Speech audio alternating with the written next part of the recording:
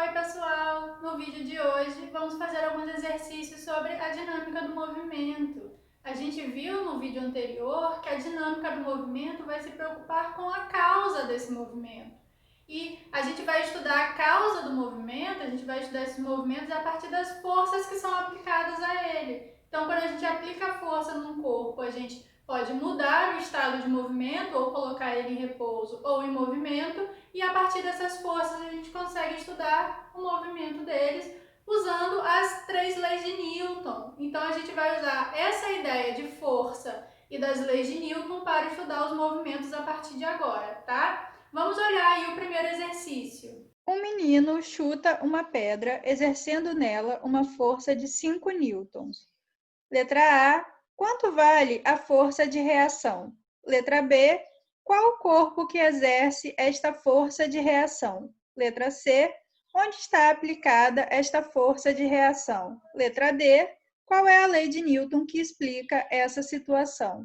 No primeiro exercício, então, o menino chuta uma pedra fazendo uma força de 5 newtons. E a gente quer saber algumas coisas sobre esse movimento aí, quando o menino chuta a pedra. A letra A vai pedir o valor da força de reação. Então vamos lembrar que as forças elas sempre vão aparecer em pares. Então sempre que a gente aplica uma força de reação vai surgir instantaneamente. Então quando o menino chuta a pedra, ele faz uma força, instantaneamente vai haver uma reação a essa força de 5 newtons. E as forças de ação e reação, o par ação e reação, vão ter sempre a mesma intensidade, mas em sentidos opostos. Então, nesse caso, se ele faz uma força de ação de 5 newtons, a reação vai estar no sentido oposto, então vai estar no sentido contrário, vai ter o mesmo valor, só que negativo. Então, a força de reação vai valer quanto?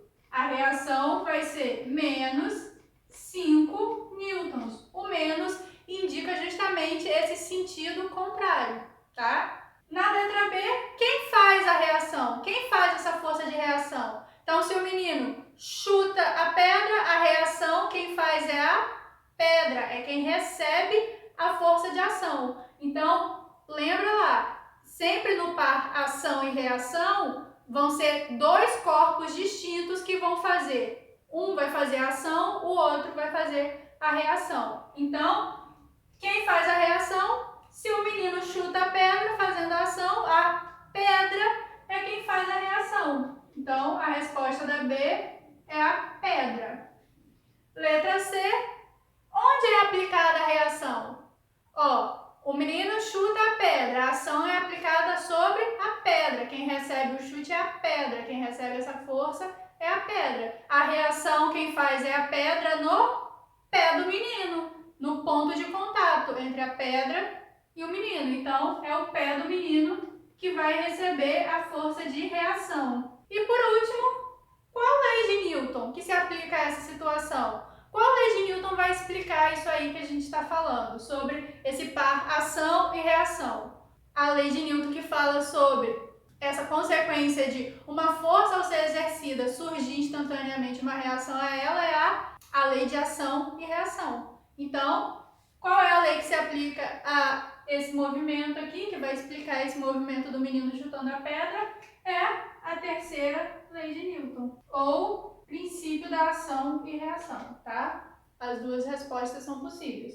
Ou a gente chama de terceira lei de Newton, já identifica qual é, ou a gente chama de lei da ação e reação, ou princípio da ação e reação, tanto faz. Vamos agora olhar o exercício número 2. Um corpo de massa igual a 10 kg está sendo puxado por uma força e atinge uma aceleração de 3,2 metros por segundo ao quadrado. Qual o valor da força que puxa o corpo? No exercício número 2, então, um corpo ele é puxado por uma força e esse corpo a gente sabe que ele tem uma massa de 10 kg e ele vai ser acelerado por essa força por 3,2 metros por segundo ao quadrado. Então a gente tem duas informações sobre esse corpo: a massa e a aceleração. e a gente precisa calcular a força que vai ser aplicada sobre ele, tá? O puxão aí que ele vai receber. Quando a gente quer calcular a força, a gente recorre à segunda lei de Newton. A segunda lei de Newton nos informa uma equação que permite calcular essa força resultante aplicada sobre o corpo, tá? Que depende justamente da massa e da aceleração. Então, a gente vai usar esses dois valores para calcular o valor da força. A massa do corpo é de 10 kg e a aceleração de 3,2 metros por segundo ao quadrado. Quando a gente multiplica aí 3,2 por 10, a gente vai encontrar 32 newtons. Lembrando que, força, a unidade é o newton. Então, a força do puxão aplicado sobre o corpo foi de 32 newtons nesse caso. Vamos olhar agora o exercício número 3. Você empurra um corpo sobre uma superfície horizontal onde o atrito é desprezível, colocando-o em movimento. No instante em que o corpo atinge a velocidade de 2 metros por segundo constante, você para de empurrá-lo. A partir deste instante, o que deverá acontecer com o corpo? Qual a lei de Newton se aplica a esta situação? No exercício número 3, então, a gente tem um corpo que é empurrado numa superfície sem atrito, então onde o atrito é desprezível, e ele é empurrado até ele atingir uma velocidade constante de 2 metros por segundo. Depois que ele atinge essa velocidade constante, a pessoa para de empurrar e a pergunta é: o que vai acontecer com esse corpo a partir do momento que ele atinge essa velocidade constante e essa força que estava empurrando para de atuar? E qual é a lei que vai explicar essa situação? Então, quando a gente tem corpos que se movimentam com velocidade constante, o que vai acontecer? Ele vai tender a permanecer se movendo com essa velocidade constante, já que ele se move numa superfície sem atrito, até que uma força atue sobre ele. Então, corpos em movimento uniforme, movimento retilíneo uniforme com velocidade constante, ele vai permanecer nesse movimento com velocidade constante até que uma força atue sobre ele e faça ele ou parar ou mudar a direção do movimento dele, o sentido. Então, o que vai acontecer? Ele vai tender a se movimentar com essa velocidade constante até que uma força atue sobre ele. Isso é justamente o enunciado da primeira lei de Newton, a lei da inércia. A lei da inércia fala o quê? Um corpo em repouso ou em movimento retilíneo uniforme, com velocidade constante, tende a manter o seu estado de movimento até que uma força atue sobre ele e mude esse estado. Então, a resposta da número 3 seria que ele tende a continuar o seu movimento retilíneo uniforme, com velocidade constante, até que uma força atue sobre ele, segundo a lei da inércia, ou a primeira lei de Newton, tá? Então, a terceira questão fala sobre a lei da inércia, a primeira lei de Newton.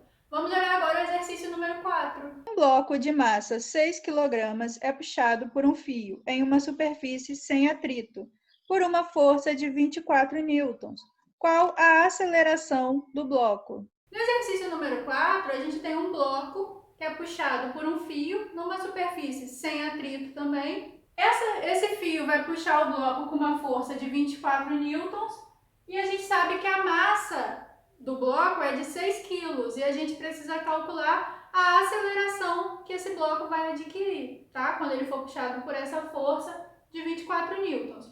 Como ele está se movendo numa superfície que não tem atrito, a única força na horizontal que vai importar para esse movimento é justamente a força do fio puxando o bloco. Então, a gente vai precisar considerar apenas essa força do fio puxando o bloco na hora de fazer a conta. Como é que a gente calcula essa aceleração? A gente pode usar a segunda lei de Newton.